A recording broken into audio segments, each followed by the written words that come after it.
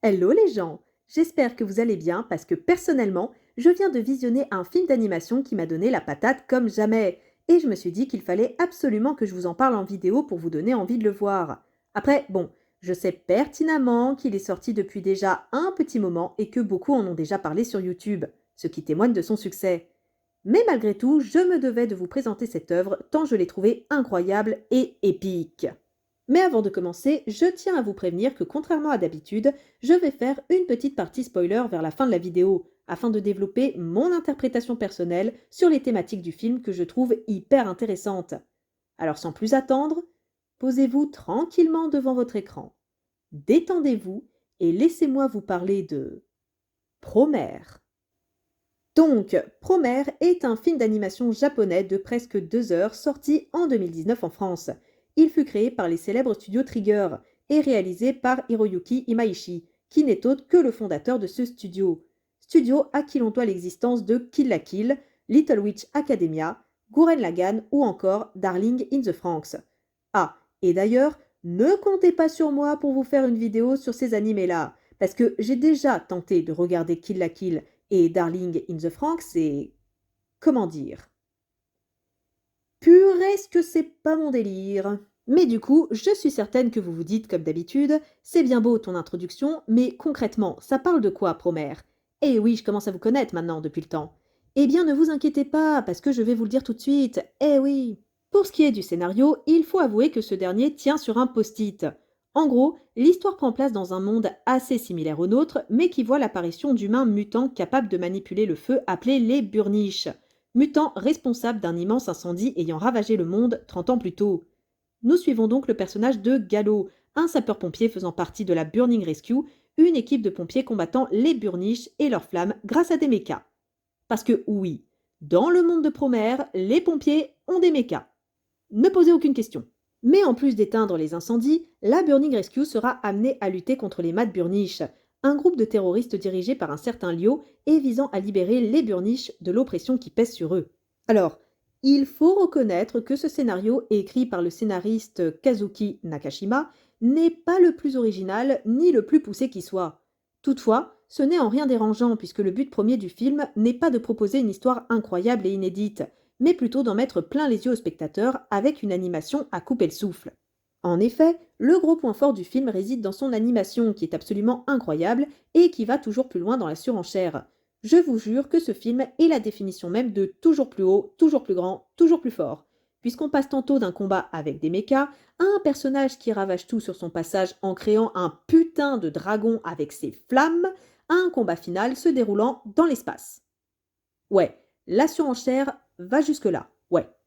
Comme dit plus tôt, le film dure presque 2 heures et pourtant il enchaîne les scènes d'action, si bien qu'elle compose pratiquement l'intégralité de l'œuvre. Il y a bien quelques moments un peu plus calmes et posés, mais ces derniers sont assez rares. Mais je dois vous avouer que ce n'est pas pour me déplaire, parce que moi aimer la bagarre, moi aimer voir des persos se foutre sur la gueule. Plus sérieusement, le film pousse son dynamisme à l'extrême, et ce aussi bien dans l'explosion de couleurs flashy à l'écran qu'avec des mouvements de caméra dantesques qui rendent les combats hyper jouissifs. Par contre, je reconnais qu'il vaut mieux pas être épileptique si vous voulez voir ce film. De plus, on a droit dans certaines scènes à un mélange d'animation classique et de 3D, et je dois dire que c'est assez bien fait, puisque je fais partie de ces personnes qui ne supportent pas l'utilisation de la 3D, et ce aussi bien dans les films que les séries d'animation. Donc, si je n'ai pas été perturbée par cette dernière, c'est qu'elle est extrêmement bien faite ici. En plus de l'animation, les musiques participent aussi grandement à donner ce caractère épique et grandiose au film. Musique composée par le compositeur Hiroyuki Sawano et que je ne me lasse pas d'écouter tant elles me mettent une patate d'enfer. Chacune d'elles colle parfaitement aux différentes situations du film et je vous jure qu'elles vous prennent aux tripes tant elles sont incroyables. Franchement, je regrette de ne pas avoir vu ce film au cinéma parce que je pense vraiment que l'ambiance devait être dingue. Enfin bref, vous l'aurez compris, mais Promare est une overdose d'action avec un scénario très simpliste, ce qui ne plaira clairement pas à tout le monde. car je conçois que pour certaines personnes, voir une succession de scènes où des personnages se foutent sur la gueule non-stop, ça peut vite les faire décrocher. Ensuite, en ce qui concerne les personnages, je dois dire qu'à l'image du scénario, ces derniers ne brillent pas de par leur originalité. En réalité, le film met en avant et développe uniquement les personnages de Lio et de Gallo, puisque les autres ne servent pas à grand-chose et n'ont strictement aucun développement. Ils sont davantage des figurants que des personnages à proprement parler. D'ailleurs, je me souviens même plus de leur nom, c'est pour vous dire. D'ailleurs, puisqu'on parle des personnages, il faut avouer que la révélation de qui est vraiment le grand méchant du film est assez prévisible et n'étonnera personne, je pense. Ceci dit, ce méchant est plus captivant qu'il en a l'air aux premiers abords, mais j'y reviendrai en partie spoiler. Pour revenir au cas de Lio et Gallo, ce qui est intéressant avec eux, c'est que nous sommes face à deux personnages ennemis qui vont peu à peu apprendre à se comprendre et qui vont devoir dépasser leurs préjugés respectifs pour s'allier et combattre ensemble la véritable menace du film.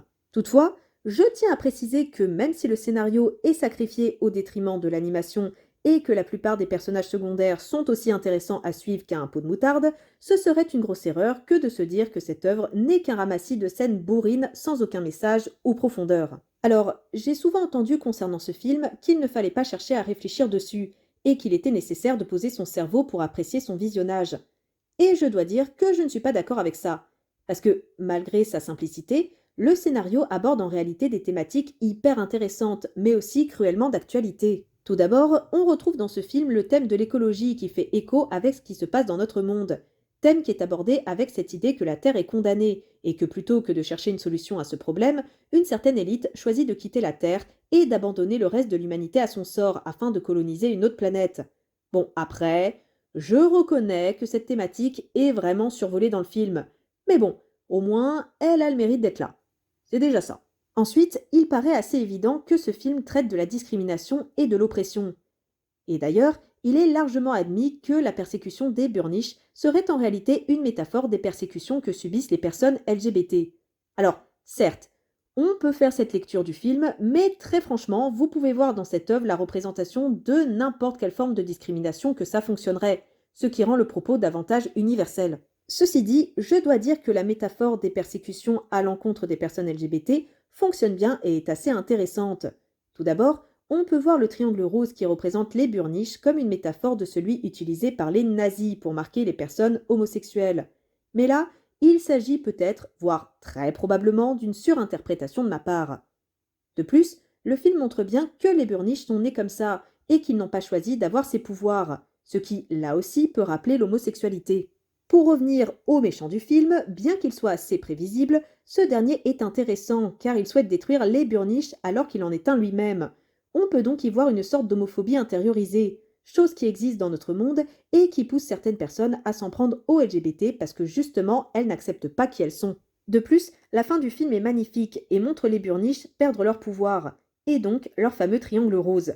Alors, ici, je ne pense pas que le film mette en avant l'idée d'une, entre très gros guillemets, guérison pour ces personnages afin qu'ils deviennent conformes à ce que la société attend d'eux.